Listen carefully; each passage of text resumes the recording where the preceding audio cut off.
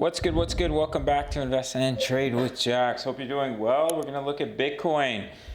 Saw a big pump after the Fomc announcement. So we're sitting at 23.9K, up about 3.11 on the day. Sitting at market cap at 461 billion.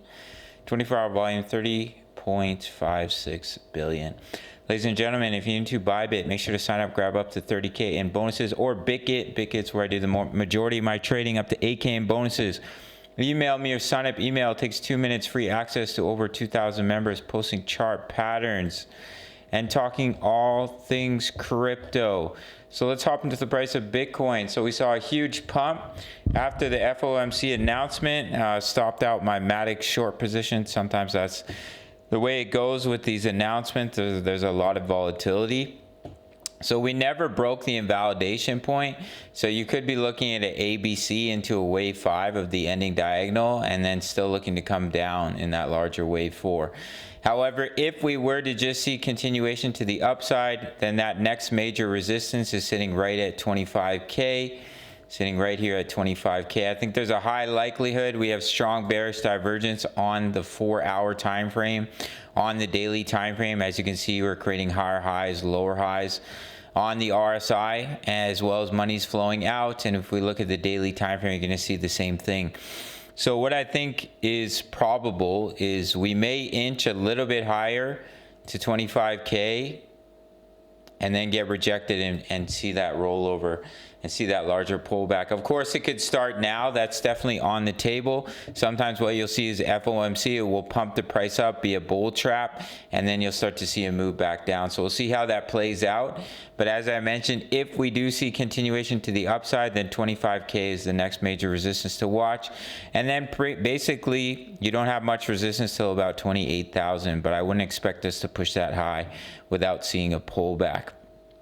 Taking a look at the DXY, we've come down to the bottom of our support zone where we are looking for a bounce. There's major support in this area. I do think the bounce is going to come shortly for the DXY, which is when you'll see that large wave 2 pullback. But of course, anything can happen. If we were to break down from here, then we could drop in the next support for the DXY. Looks like it's right here, in between about 98 and about 99. I would be quite surprised to see it come all the way down there before bouncing. The NDQ 100 is broken out of this double bottom.